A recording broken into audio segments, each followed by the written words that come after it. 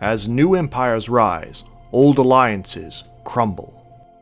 Alien empires, once unified, now struggle amongst competing factions. Their battles and their blood spread across the galaxy. But times of strife are also times of opportunity.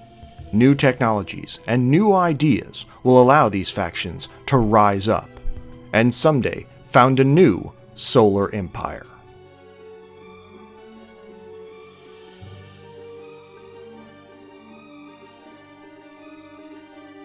Sins of a Solar Empire is a hybrid strategy game that takes elements of two different genres of strategy game and then combines them to create a new subgenre of strategy game. Essentially, it takes the top-level management and organization of a 4X game and the bottom-level tactics and maneuvering of a real-time strategy game and then combines them together. Which, as explanations go, is still kind of confusing, so allow me to go into greater detail. At the start of any game of Sins of a Solar Empire, after you have selected your race and starting map conditions, you will be presented with a single planet and a few spaceships under your control. And at this point, your objective falls in line with most traditional 4X strategy games. You'll need to explore other solar systems through connected space lanes, where you'll be able to discover new planets that you can colonize and claim resources from. As you accumulate money and supplies, you'll be able to build new ships, as well as research technologies that will provide you with new types of combat vessels to build, as well as new habitable planets. Eventually, you will encounter NPC factions or even other players with whom you can trade or battle with as you see fit. Eventually, you will achieve victory either by defeating all of your opponents in combat, colonizing enough of the galaxy that you are simply declared supreme overlord, or through researching enough technology that you simply outclass everyone else in your scientific knowledge. If you've ever played a 4X strategy game before, this basic cycle of explore, colonize, upgrade, and expand will feel very familiar.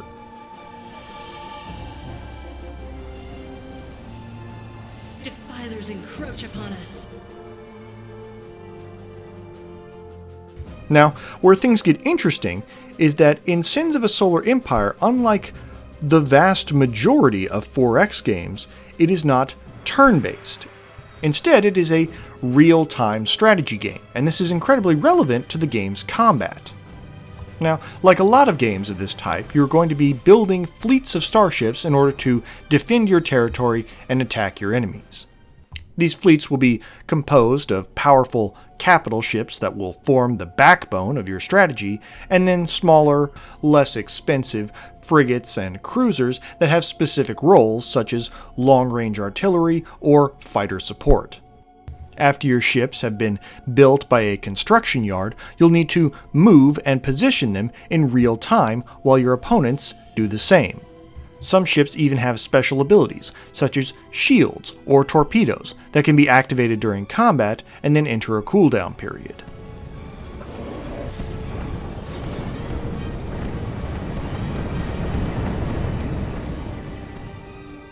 And it's not just ships which need to be positioned either. Buildings need to be placed on the map as well. Each planet in your empire has a zone of control around it, and buildings such as research stations, mining outposts, and defense satellites can only be placed inside of that zone. On top of that, each system can only contain so many buildings. So where and how you position your structures is very important for systems that act as choke points. Now, at this point you should probably be a little concerned about gameplay. As I mentioned before, it has at the top level the design of a 4X space strategy game. And that means that you're going to be building a vast interstellar empire spread out over dozens of planets with dozens of ships and fleets moving and fighting in a constant flux of war and diplomacy. Which is not exactly the best environment for real-time decision making, as even in a normal game, a lot of things are going to be happening at the same time. Thankfully, Sins of a Solar Empire's interface makes this a relatively painless process. For starters, the HUD has all of the traditional elements that allow you to easily manage message pop-ups and developments. Camera control is extremely intuitive, and you can very quickly zoom in and out between Galaxy View and System View. And all of your ships have distinct icons, which makes recognizing them at medium and long distances much easier.